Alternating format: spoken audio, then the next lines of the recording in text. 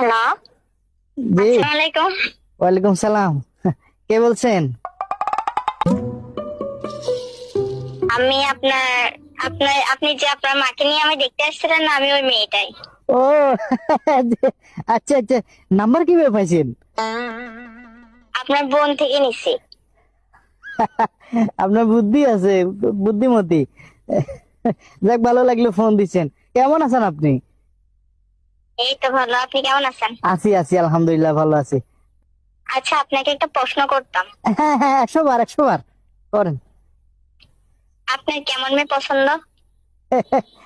আমার কেমন মেয়ে পছন্দ বলতে এই একটু জিগজ্যাগ টাইপের, একটু আধুনিক, একটু মডার্ন।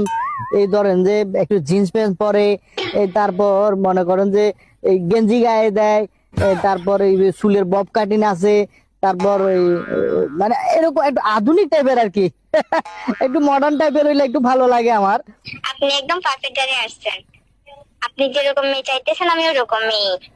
গ্রামে থাকলে কি হবে, আমি শহরের মেয়েদের মতোই চলাফেরা করি। আর আমার টিকটকে 1 মিলিয়ন ফলোয়ার্স আছে। 1 মিলিয়ন? হ্যাঁ, 1 মিলিয়ন। আচ্ছা আচ্ছা। আমি তো জিন্স প্যান্ট পরা ছাড়া কোথাও যাই না। আমি শহরের মেয়ের মতো গেঞ্জি গায়ে দিই। ও আচ্ছা আচ্ছা আচ্ছা। আমি যে লেভেলে স্টাইলিশ মেয়ে, যে আমার চুল লম্বা হইতে দিই না, সবসময় কেটে ছোটই রাখি, বব কাটিং রাখি। ও আচ্ছা আচ্ছা আচ্ছা। তাহলে এবার বলেন, আপনার কি আমাকে পছন্দ হয়েছে?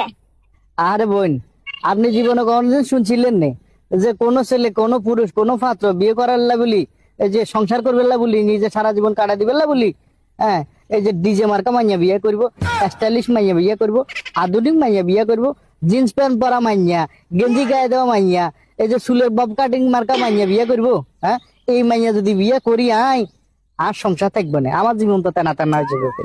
হ্যাঁ, আমার সব টাকা তো ফাল্লারে চলে যাইব। আমি সুন্দর করে কৌশলে যদি না বলতাম, আপনি এই সত্যটা বলতেন না, এটা বাইরে না। ঠিক আছে, আল্লাহ হাফেজ। হ্যাঁ, Please, আপনার মতো মাইয়ার সাথে আমার যায় না, বুঝছেন না? আমি আপনার হলে সংসার করতে চাইতাম না, বুঝছেন না?